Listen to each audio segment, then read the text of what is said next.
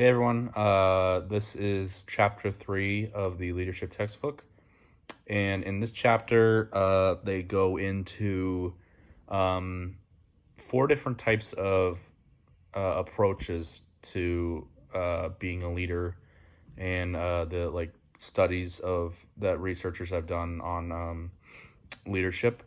So I'll just go over those four and just give my thoughts on them. They're all kind of interesting. So the first one is the traits approach, and this is from early scientists uh, way back, and they originally believed that you were either born with the traits to become a leader, or you weren't. And it's sort of like the nature versus nurture debate. And it's interesting because I know people who are extroverts, and they're just like that, and sometimes I think to myself, oh, they're probably born like that. But this idea and this approach is no longer accepted, but the researchers still monitor certain parts of the things that they used to study, certain traits and qualities that they believed were born into leaders, influencing followers and other things like that. But that one's not exactly followed anymore. So the next one is a situational approach, and the situational approach believes that traits, skills, and essential functions that a leader possesses, they actually vary from situation to situation, and it's not like a leader essentially holds on to these traits and skills all of the time, but it's actually it's almost like fight or flight where they just come out. Um, and it is believed that you should focus on job maturity and psychological maturity of your followers when you are a situational approach to becoming a leader.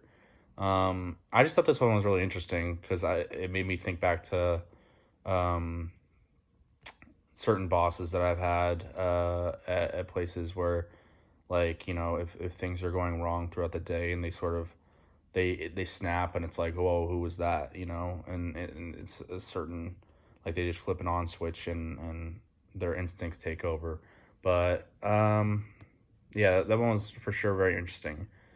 The next one is it's called the functional approach.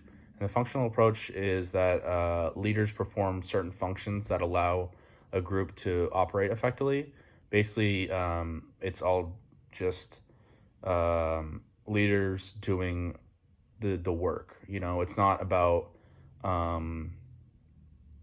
I guess verbal communication, but it's more about them putting in the work and physically showing to their followers that they will lead this group and emerge as a leader and contribute to the group's success. So it's considered. There's two things. There's two, I guess, related tasks that come with the functional approach, and the first one is that you're considered a leader if you perform task-related roles that aid to the group and/or building and maintenance roles that build a supportive structure for the group.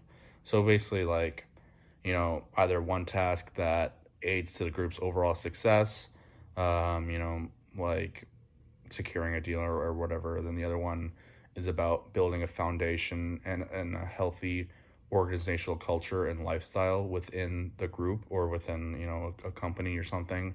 If you are a leader, to say this is, I want my employees and I want the people that I'm leading to be comfortable. You're taking a functional approach.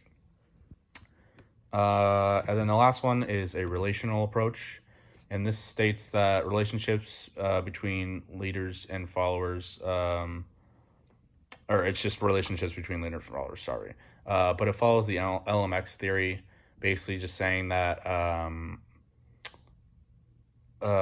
if there is a higher relationship between the leader and the employee, then it's going to lead to more job satisfaction and productivity from the employee.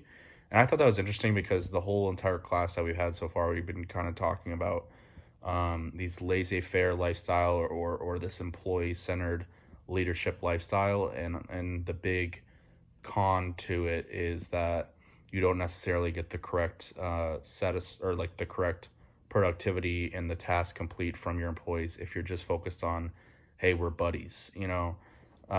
So I don't I didn't really relate to that one that much because that always stuck in the back of my head.